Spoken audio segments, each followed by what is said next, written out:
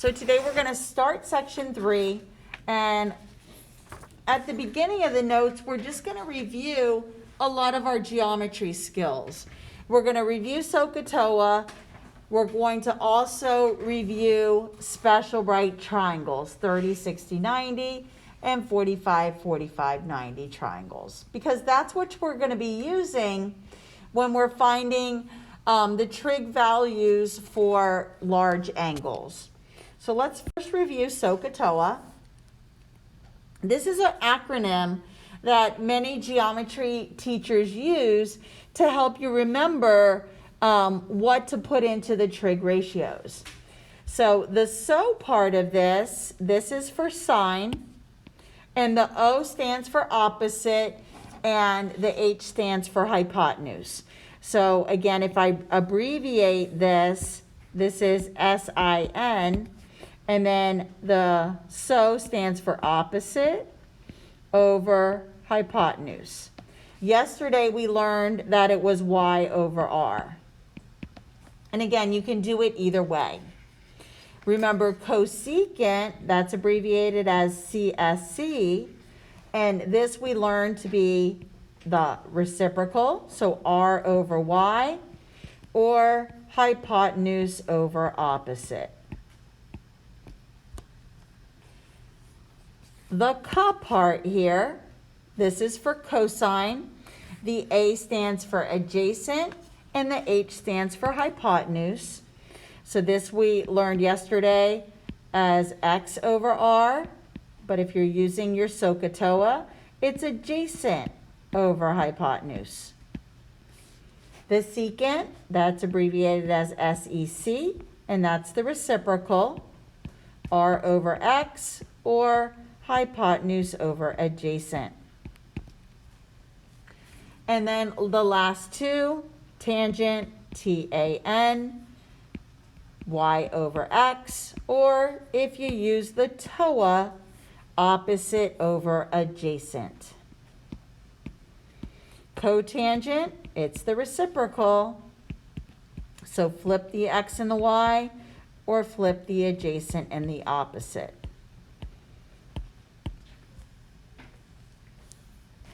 Generally, they would have given you a right triangle.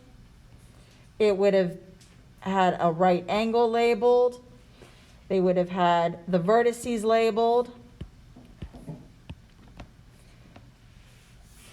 Now, whenever you're doing any and finding any of these trig values, you will never find it for the 90-degree angle. It will always be for one of the acute angles. So for example, they might say, find sine of angle A.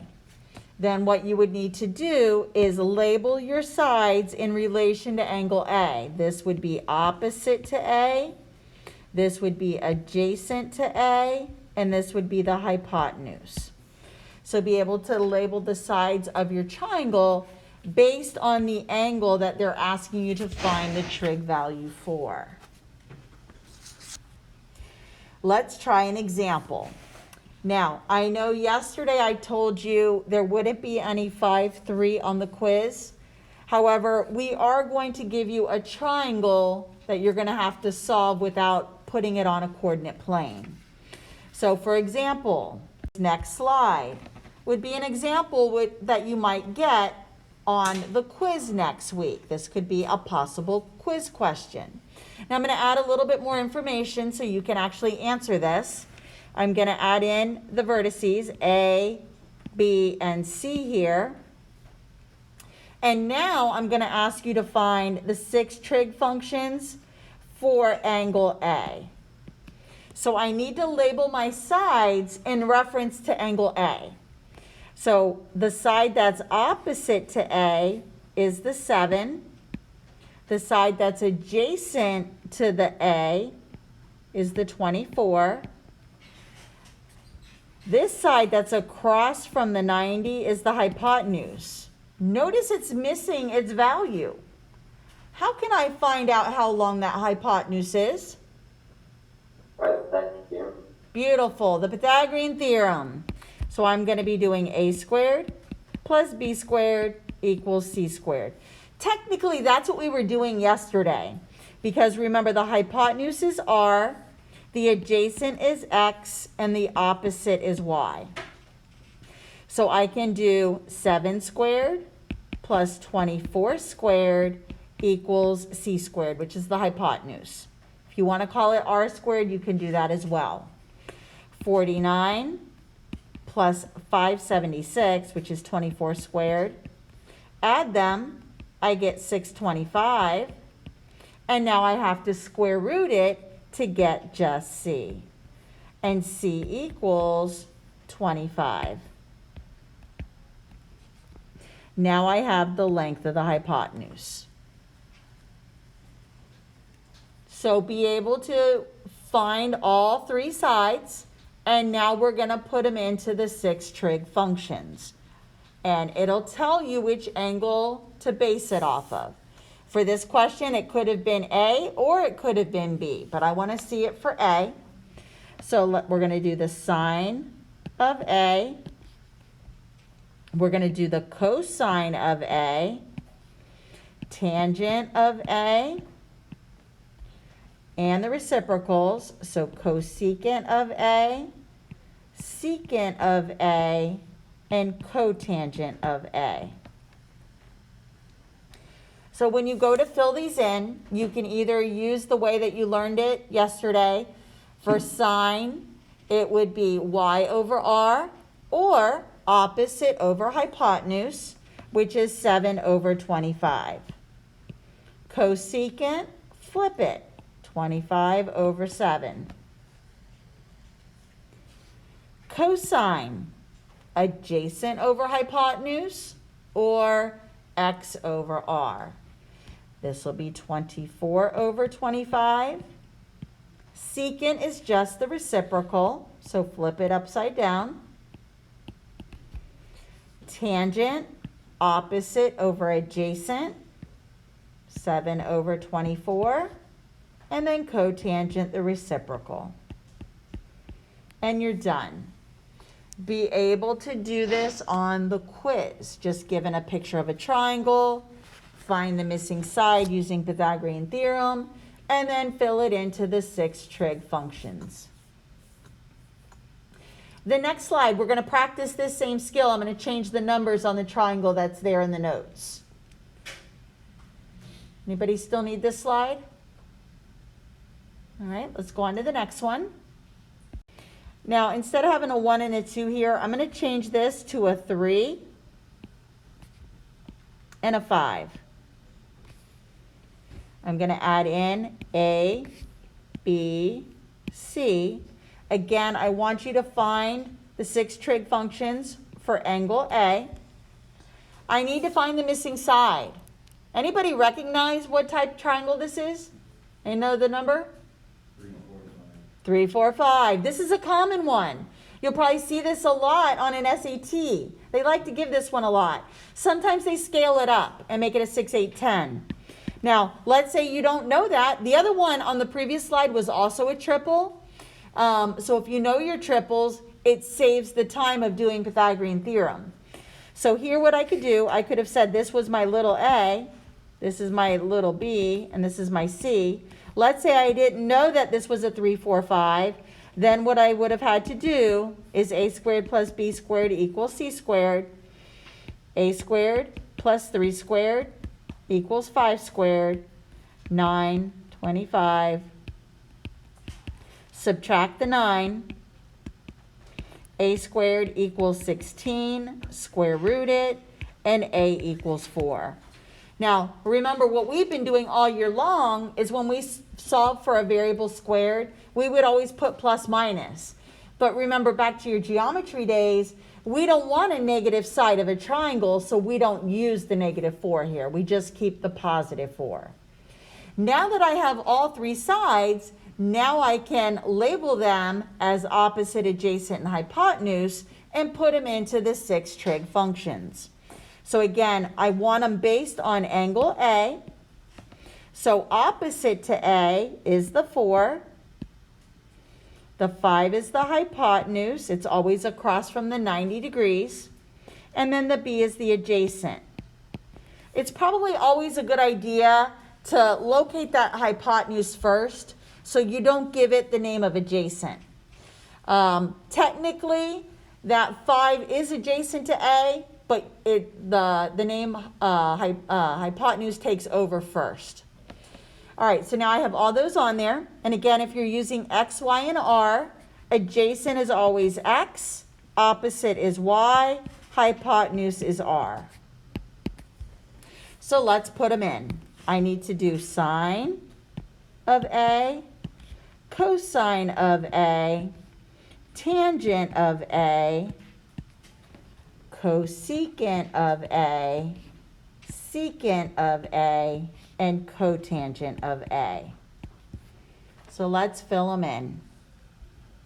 Sine is opposite over hypotenuse, so 4 over 5. Cosecant is just the reciprocal, so just flip that 4 over 5 and make it 5 over 4. Cosine, adjacent over hypotenuse, or X over R, 3 over 5. Secant, flip that to the reciprocal. Tangent, opposite over adjacent, 4 over 3. Cotangent, flip it. And you're done. So be able to do this on the quiz next week.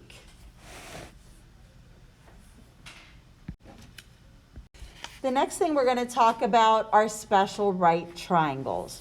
Coincidentally enough, I just taught this to my geometry class. They learned how to do special right triangles yesterday.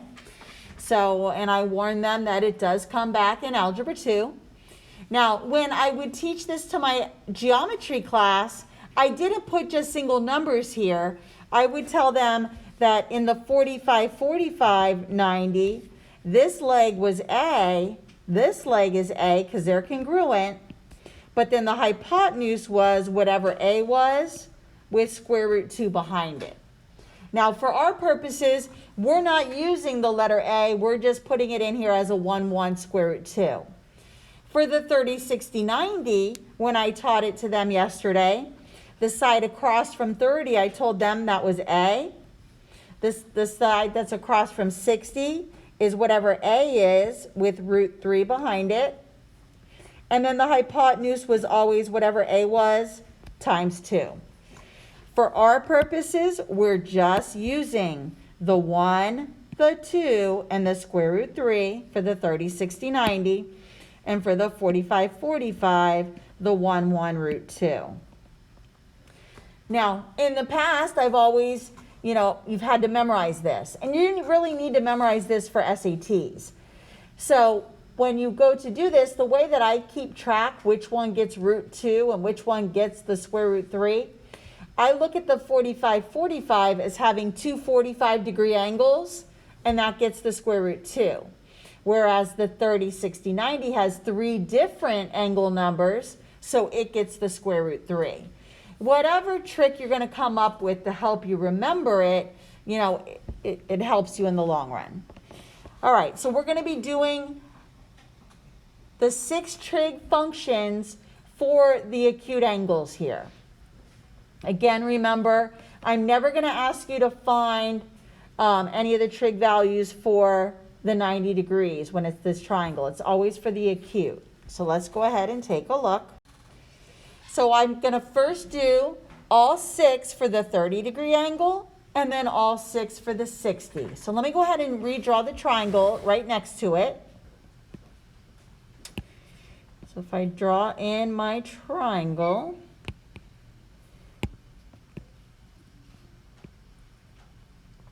and it doesn't matter if I put the 30 degrees up at the top or the 60.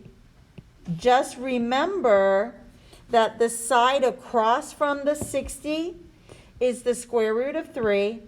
The side across from the 30 is the 1. And then the hypotenuse is the 2.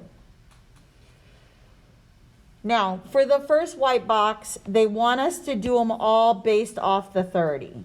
So based off the 30, I'm going to fill in my opposite, adjacent, and hypotenuse. So opposite to 30 is the 1. The hypotenuse is the 2. and the adjacent is the square root of 3. If you want to label them as x, y, and r, hypotenuse is r, adjacent is x, and opposite is y. And now we're going to fill them in. So remember, sine is, if you think of the so, it's opposite over hypotenuse. So 1 over 2 is the sine of 30, 1/2. For the cosecant, flip it, 2 over 1, and it equals 2.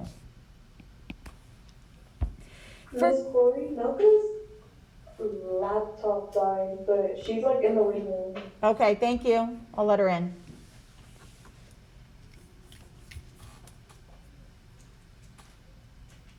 Everybody good? All right, let's try the cosine now. That's where we're going to use the adjacent over hypotenuse. So this is going to be the square root of 3 over 2. For the secant, I flip it to the reciprocal. Remember, you can never ever leave a radical in the bottom of a fraction. We need to rationalize. So let's multiply top and bottom by the square root of 3. And we're done on that one. Tangent, we're going to use TOA, opposite over adjacent, or y over x. So 1 over the square root of 3. Again, can't leave that square root of 3 in the bottom. We got to rationalize. Gives me square root of 3 over 3. For cotangent, we flip it to the reciprocal. Now, instead of flipping the rationalized answer, I'm going to flip this one. And then I don't have to rationalize. So it's just square root of 3. So remember, tangent was opposite over adjacent. Here I'll just put it in as adjacent over opposite. Now we're going to repeat the same thing, but now we're going to do the 60-degree angle. I'm going to draw another triangle so I can relabel my sides. So let me draw another 30, 60, 90 down here. And now I'm going to label my sides in relation to the 60. Again, let's put in the numbers. Remember, opposite to 30 is the 1, opposite to the 60 is root 3, and the hypotenuse is 2. So in relation to the 60, the square root of 3 is opposite, the 2 is the hypotenuse, and the 1 is the adjacent. Notice an adjacent and opposite switch places. Now we're going to do the same thing all over again. So for sine, you're either going to put it in as so, opposite over hypotenuse, or y over r. So the square root of 3 over 2. For cosecant, we're going to flip it upside down. And now we have to rationalize. Multiply by root 3 to the numerator and the denominator. So 2 square root 3 over 3. Notice this looks just like the cosine row here. And then when we go to do the cosine of the 60, it's going to look like the sine of 30. So let's go ahead and test it out. So cosine uses adjacent over hypotenuse, so 1 over 2. Secant, flip it, simplifies to 2. So as you can see, these look the same. And then these look the same. Now let's do tangent, and they're going to switch places. So for tangent, opposite over adjacent, square root of 3 over 1, simplifies to the square root of 3. For cotangent, flip it, rationalize, square root of 3 over 3. And these are the 6 trig values for a 30-degree angle and a 60-degree angle. Now we're going to do the 45-degree angle. Same thing. We'll go ahead and give ourselves a little triangle picture next to it, label those sides, and then fill them in. So let's try the next. So again, I'll give myself a little triangle picture. 45, 45, 90. These are 1, 1, square root 2. Now, when you go to decide which 45 you're going to do, it doesn't matter because both opposite and adjacent are 1. So if I do it for this one, this would be opposite, this would be adjacent. Hypotenuse stays the square root of 2. So let's fill it in. Again, remember sine uses opposite over hypotenuse or y over r. So 1 over the square root of 3. I'm sorry, square root of 2. Rationalize. So the square root of 2 over 2. For cosecant, I need to flip it. Remember, I'm going to flip and make it hypotenuse over opposite. So I'm going to do square root of 2 over 1. Then I don't have to rationalize. For cosine, same thing. This time it's adjacent over hypotenuse. Rationalize. Square root of 2 over 2. For secant, flip it. And it's just square root 2. For tangent, opposite over adjacent, 1 over 1, which simplifies to 1. Cotangent will be exactly the same. I highly recommend that you memorize that the tangent of 45 and the cotangent of 45 are 1. It'll make things a lot simpler down the road. So that is the review of your geometry. Now we're going to see how this geometry ties into what we're going to be doing here with reference angles. All of our reference angles are going to be the acute angles of these special right triangles. They're going to turn into be a 30, a 60, or a 90-degree angle. Everybody ready? Here we go.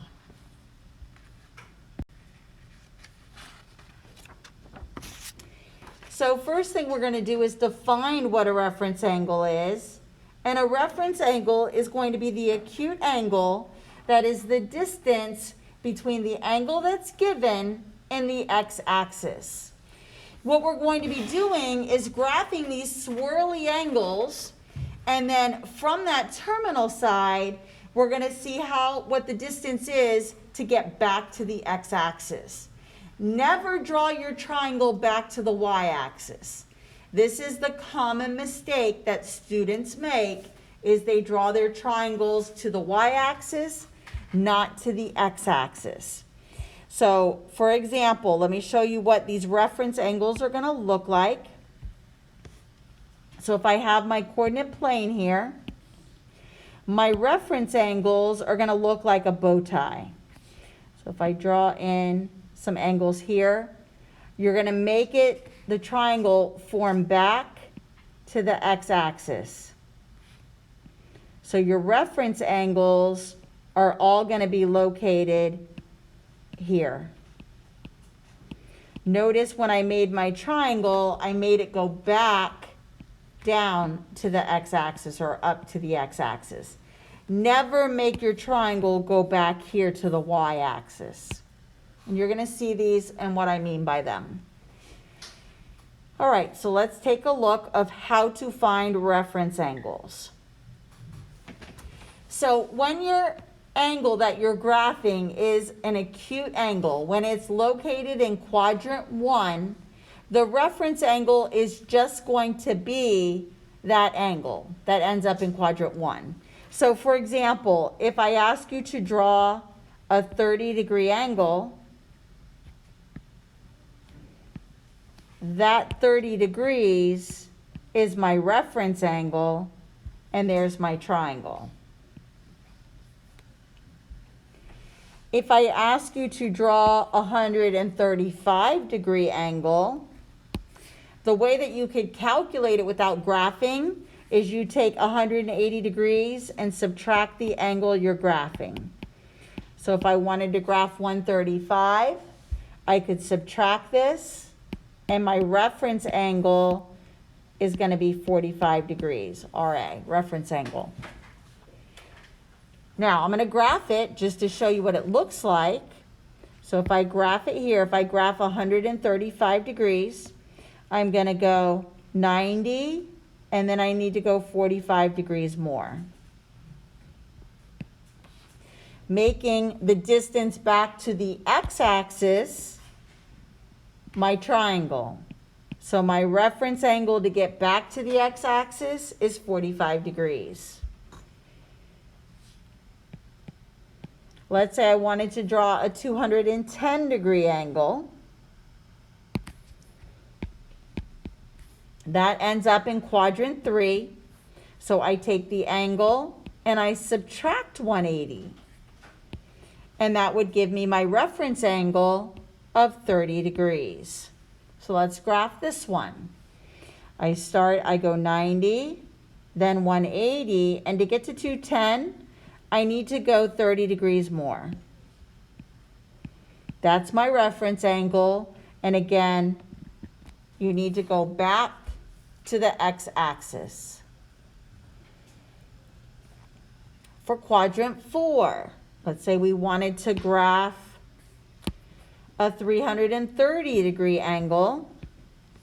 I'm going to take 360 and I subtract the angle measure, and this one as well gives me a 30-degree reference angle. So here I would come around 90, 180, 270. I need to go 60 degrees more to get to the 330.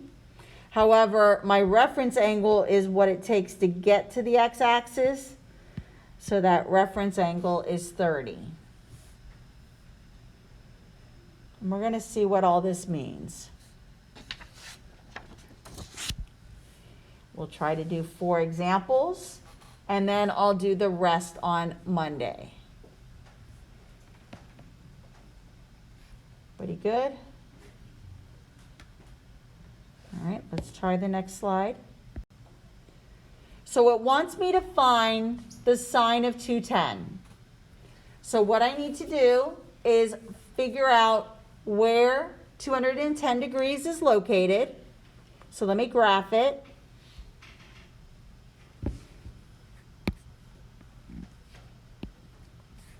So for 210, I come around here 90, 180, and then I need to go 30 degrees more.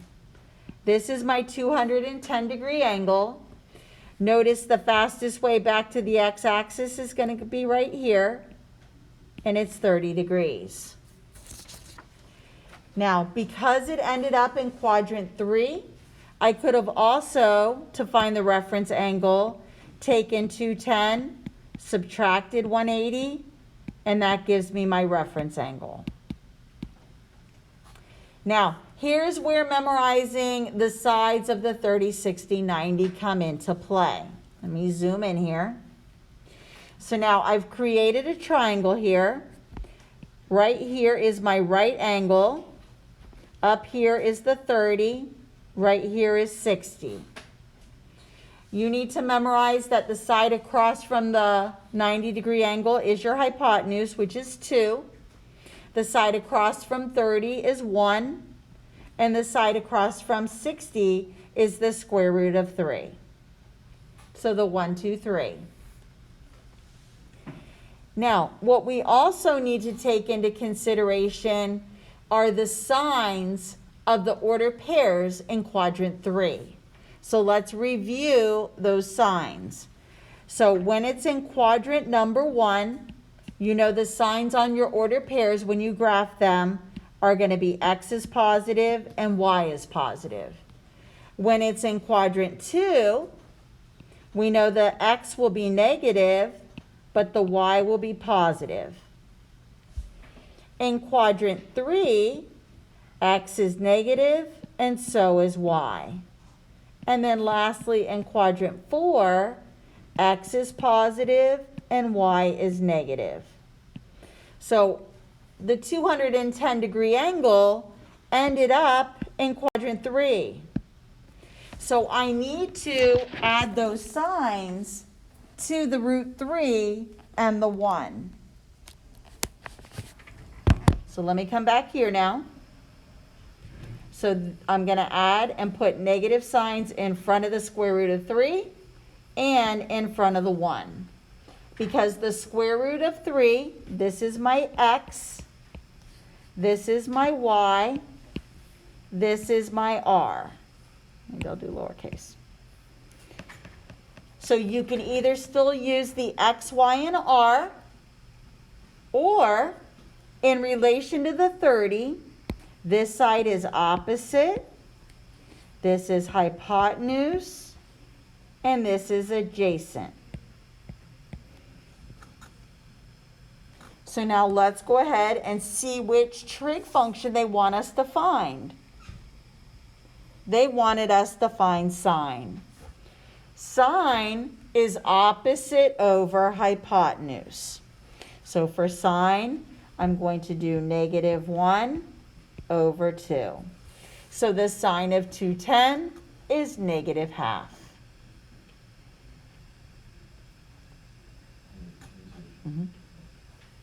Now, one other way you can do this, instead of memorizing the signs here, you can also, and this is a way to confirm that you have the right sign on your answer. Remember, all students take calculus. Remember, in quadrant 3, which is where we are, the only answers that should be positive are tangent and cotangent. They were asking us to do sine. So this tells me that my answer should have been negative. So if it confuses you by adding these little blue negative signs that I did, you can leave them positive, but just remember to go put the sign in the final answer. Let's try another one. We're going to do a 300-degree angle. So let's graph it. For 300 degrees, I'm going to come around 90 degrees, then 180, 270, and then to get to 300, I need to go 30 degrees more, making my reference angle 60 degrees. Because that's what it's taking to get to the x-axis to complete the circle. Now let's fill in. This is the 90-degree angle. Here is the 30.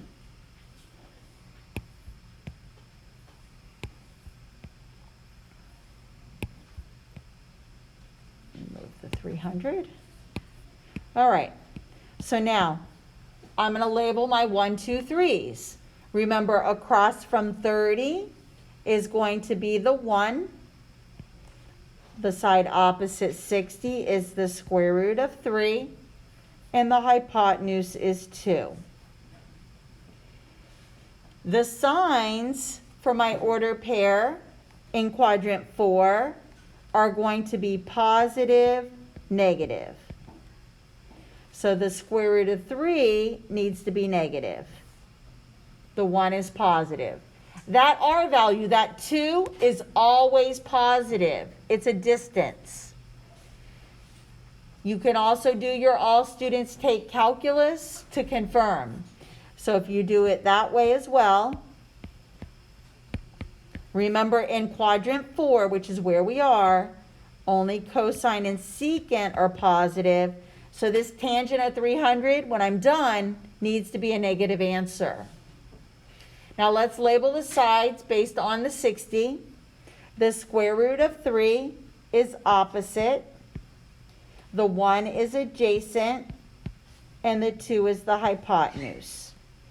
If you want to memorize it as x, y, and r, you can do that as well. Adjacent is always x, opposite is y, and hypotenuse is r. Now that we have everything labeled, let's put it into the trig ratio. I know tangent is opposite over adjacent. Opposite is negative square root 3. Adjacent is 1. Simplifies to negative square root of 3.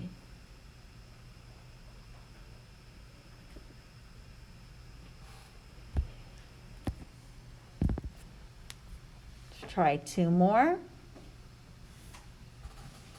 This one's going to be a really big angle. We need to find a coterminal angle. So we're going to need to subtract 360. So for number 8, I need to have an angle that's between 0 and 360. So let me go ahead and subtract, because I'm going to graph this. So if I subtract 360, this gives me 315. So I'm going to swirl around one time for this 360 I subtracted, and then now I need to go 315 degrees more. So I'm going to go another 90, 180, 270, and then to get to 315, I need to go 45 degrees more. So my reference angle for this one is going to be 45 degrees.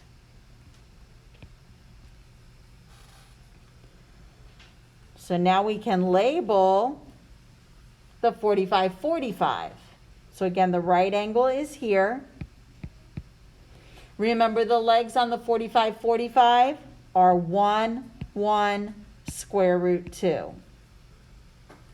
We're in quadrant 4. The signs on my ordered pair are positive, negative. So this one here is negative, because this is y. This is x, this is r, this is opposite, adjacent, and hypotenuse.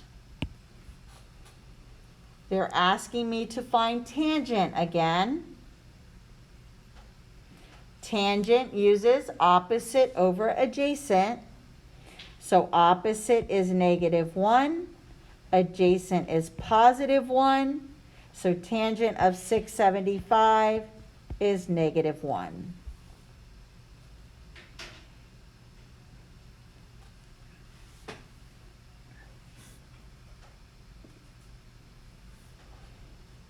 We'll do a negative angle now.